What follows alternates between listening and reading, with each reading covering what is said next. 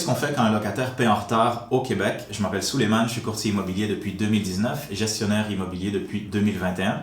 Personnellement, ce que je fais, je leur envoie un petit courriel ou un appel juste pour voir ce qui se passe. On priorise toujours les courriels parce que les écrits restent, les paroles s'envolent. Dans le courriel, généralement, je vais leur faire un petit rappel juste pour vous rappeler que votre loyer est en retard, on l'a pas encore reçu, est-ce que tout va bien? Donc on pose des questions, est-ce que tout va bien? Pouvez-vous nous expliquer pourquoi vous ne nous avez pas avertis aussi? Parce qu'il y en a qui vont nous avertir à l'avance, mais il y en a d'autres qui ne vont pas nous avertir. Généralement, la plupart des gens vont répondre « Ah, je l'avais oublié », ils vont l'envoyer. Sinon, ils vont t'expliquer que ça va venir peut-être un petit peu plus tard dans le mois, ils ont eu un problème avec leur paye ou des dépenses qu'ils n'avaient pas prévues. Quand c'est des cas comme ça, on est compréhensif, surtout si ça n'arrive pas souvent ou c'est une première fois. Fait qu'on leur laisse le temps de compléter leur loyer. Il y en a qui vont payer une moitié, puis l'autre moitié un peu plus tard dans le mois. On peut seulement ouvrir un dossier au tribunal après 3 semaines. C'est là qu'on peut commencer vraiment le processus de loyer non payé. Donc, généralement, avant de faire ça, j'essaie toujours d'avoir une communication avec le locataire pour comprendre pourquoi est-ce qu'il n'a pas payé. Est-ce que le loyer s'en vient? Est-ce que c'est juste un problème au travail? Est-ce que c'est des dépenses imprévues?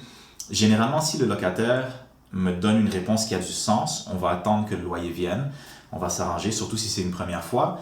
Si par contre, il n'y a aucune réponse du locataire, c'est vraiment une interaction négative, là, après 3 semaines, on ouvre tout de suite un dossier au tribunal administratif du logement pour non-paiement de loyer, parce que ça peut prendre du temps au tribunal, ça peut prendre peut-être 2 mois avant d'avoir une audience. Fait que si le locataire a décidé qu'il ne veut plus rien savoir du logement, qu'il ne veut plus payer, ben ça va prendre 2 mois plus le mois qu'il n'a pas payé, avec des loyers qui ne vont pas rentrer. Donc c'est important d'être rapide, mais aussi on est être humain, il y a toujours des choses qui se passent, donc il faut être compréhensif que ça peut arriver que des fois certaines personnes vont payer en retard.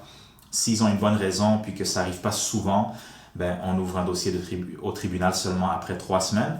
Et aussi, on peut ouvrir un dossier au tribunal administratif du logement pour non-paiement de loyer, mais pour aussi loyer fréquemment en retard. Donc si quelqu'un paie toujours en retard, on peut aussi ouvrir un dossier au tribunal, mais par contre, il faudrait prouver que ça nous cause tort, que ça nous cause préjudice. Fait que si ton hypothèque est payée sur ton bloc, tu n'as pas vraiment difficulté à payer ton hypothèque, tu vas peut-être pas vraiment gagner en cours, mais par contre, si tu prouves que oui, c'est une maison unifamiliale, il y a juste un seul locataire, si le loyer ne rentre pas, je n'arrive pas à payer mon hypothèque, là, ça fait du sens.